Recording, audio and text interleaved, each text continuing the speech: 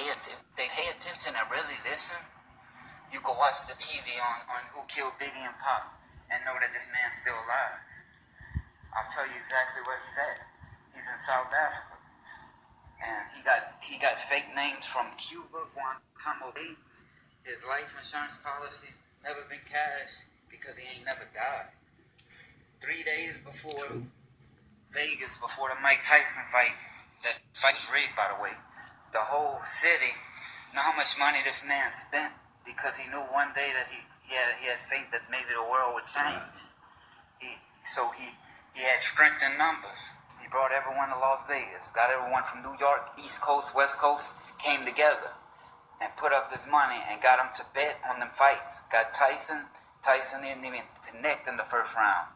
That dude went out and he got his money. 10 minutes, he said, make the phone call. He got out of here because he knew the government was going to get. He knew he was going to die. But he knew he had a chance to do something greater than himself.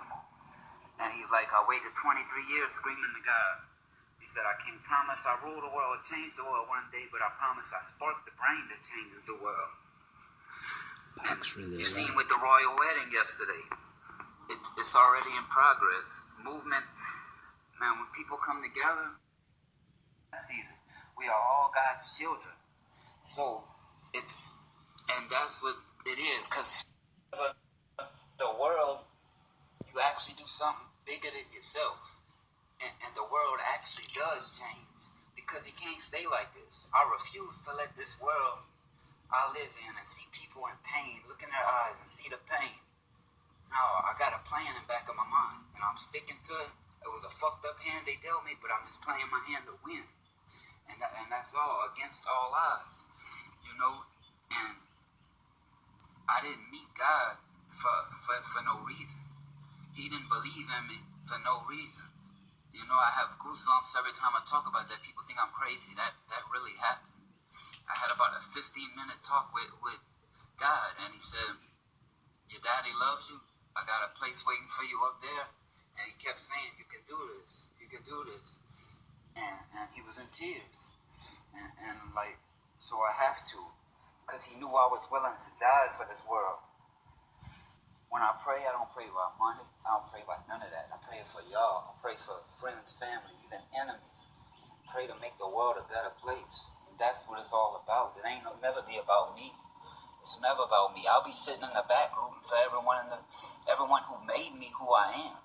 Because if I wouldn't have been around fake people, I wouldn't have got so real. So everyone played a part in making me the person I became.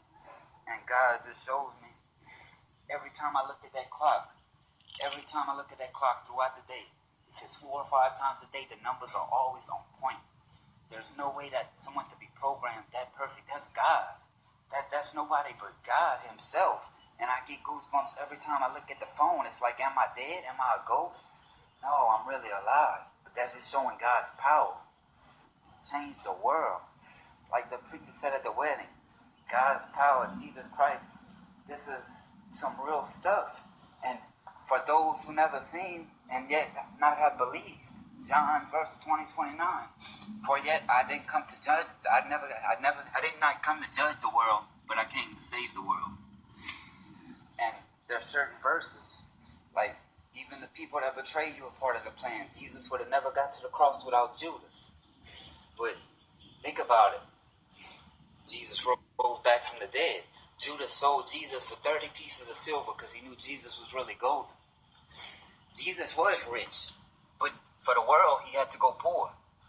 He sacrificed his life for us, you know? So, and if you believe enough, eternal, if you believe, and you believe so hard, anything you put your mind to, it's going to come to reality. Because God, once you put him first, and he knows that you're on his team, it's all going to come to reality because you all in with God. Once you put God first, he's going to move you to the front. He's going to show you, all right, you took that step, you put me first, I got you. And then when you do that, I believe so hard. Hey, if Jesus could rise from the dead, you don't think that another person, a rose can grow through the semen and another person can come from the dead? Eternal life, immortality. immortals, people that believe in something bigger than themselves that can't be bought with money. Those are the strongest. If you look back on time, those are the most powerful people because they believe in something greater than themselves. Someone could call me right now with $1 billion, and there's one record label that could offer me $1 billion, all the money in the world. It don't matter. No is no. I'm sticking to it. I don't do this for money, for fame. The Illuminati done offered me 3-4 times. I done posted it. You wanna be? If I have to sell my soul for a gift God gave me, it's no. It might take me a little longer, but I'm not giving a gift God gave me to the devil. No, I'm gonna do it right. There's no shortcuts. The day you plant the seed ain't the day you eat the fruit. So it's a process, and that's what people don't. Hey, that's what's up. Stay woke, third eye wide open. I'm trying to tell them, man. And I ain't even preaching. I'm just trying to say they need to open up their eyes and pay attention to their surroundings.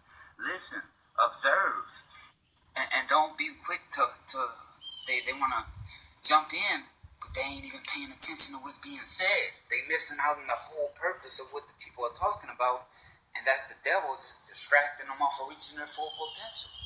Because there's levels to everything, and at the end of the day, we all, and there's a bunch of people, they let this money go to their head, and that's the ones where God's gonna show them right quick.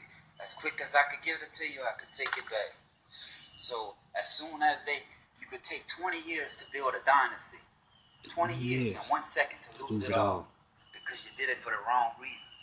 You went against God. You was willing to take people's lives to get to the top, for your label to be at the number one. You was willing to take God's children and kill them. So at the end, karma's a bitch. Karma don't sleep. And that's all I'm saying. So, and on my best day, I'm a sinner looking for my Savior. But I know right from wrong, and I know I sleep good at night because I go with my heart and I don't look back.